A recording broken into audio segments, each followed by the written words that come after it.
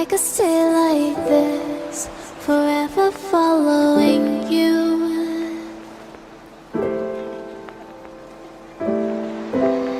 Just don't get too Florence far. Verrier, nous sommes dans votre galerie Parallaxe.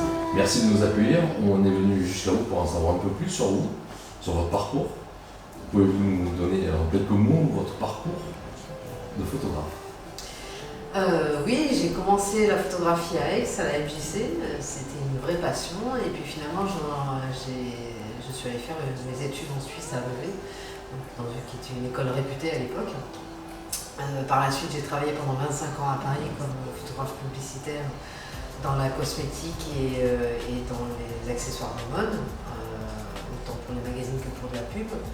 Et puis finalement, j'avais envie de rester dans le milieu de la photo, mais de plus être un fournisseur, mais d'être justement une personne qui ouvrait la photographie au public. Et donc j'avais dans l'idée de monter une galerie photo à Aix-en-Provence. C'est chose de fait, puisque la galerie Parallaxe existe depuis quelques temps maintenant sur Aix-en-Provence. Depuis un peu plus d'1 an, tout à fait. Et depuis 1 an, il y a eu beaucoup d'approchages qui ont été réalisés, plusieurs approchages, avec des photographes connus que vous avez exposés. Martin Bécat, Jean-Marc Yersin, Bertrand Hugues, Pierre-Jean Amar, Gilles Rigoulet. Qu'est-ce que vous pouvez nous en dire? Oui, ce sont des photographes en fait, c'est un travail de rencontre. En fait, c'est vraiment des photographes soit que je suis, soit que je rencontre par le biais de personnes ou que je vais chercher. Martin Bécat, j'avais vu son travail il y a quelques années au prix de la découverte à Arles, j'avais adoré son travail. Et puis finalement, je l'ai rencontré à un festival à Angoulême, donc je lui avais proposé d'exposer déjà il y a 2 ans. Et puis c'est lui qui m'a fait découvrir Jean-Marc Yersin, parce qu'ils ont travaillé ensemble. Jean-Marc Yersin est l'ancien directeur de l'appareil photographie de Vevey, et qui était photographe aussi. Voilà, Gilles Rigoulet, c'est pareil, par personne interposée. Pierre-Jean Amar, parce que c'est aussi une figure un peu incontournable d'Aix-en-Provence, donc on s'était suivi un peu via Facebook et finalement on s'est rencontrés, je lui avais proposé d'exposer aussi. Voilà, c'est vraiment, la galerie, c'est non seulement un lieu de rencontre pour moi, mais c'est aussi un lieu de rencontre pour le public, pour découvrir le travail des photographes et tout leur univers. Alors, vous avez monté cette galerie à Aix-en-Provence, une ville haute au niveau culture. Oui, alors Aix-en-Provence, c'est d'abord ma ville de cœur, puisque moi je suis aixoise, je suis née à Aix et j'ai grandi à Aix.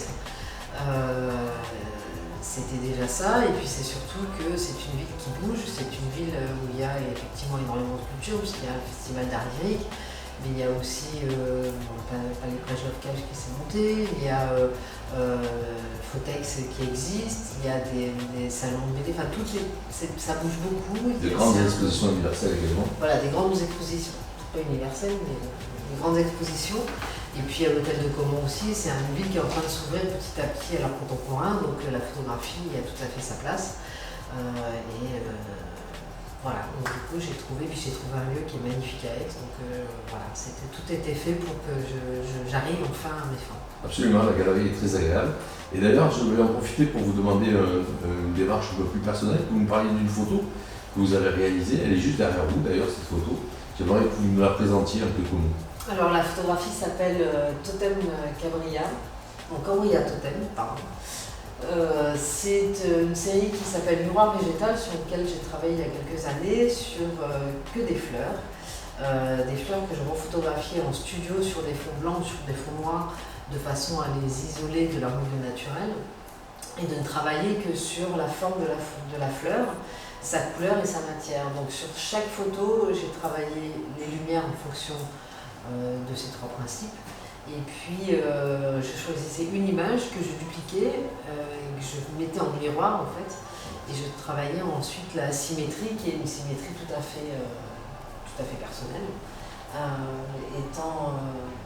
L'idée étant de mettre en avant la forme de la fleur et que la fleur en fait nous donne autre chose à voir et qu'on projette autre chose dans ces fleurs-là. Un grand merci Florence Verrier de nous avoir accueillis ici dans votre galerie et on vous donne rendez-vous pour le futur. Vous pouvez nous en dire 2 mots? Que va-t-il se passer dans les mois à venir? La prochaine exposition commence le 16 novembre, elle va s'appeler Luxe, L-U-X, non pas le luxe tel qu'on l'entend, mais luxe c'est un terme sur la lumière. Et donc l'idée, c'est de présenter plusieurs photographes de la galerie, on est 9 en tout, de montrer un peu tout ce qui a été fait depuis un an à la galerie, un peu chaque photographe a présenté de quelques photos. Et puis ensuite, sur 2020, il y aura d'autres expositions dont je pourrais vous parler un petit peu plus tard. Un grand merci, Florence Verrier. Merci À bientôt. beaucoup. À bientôt.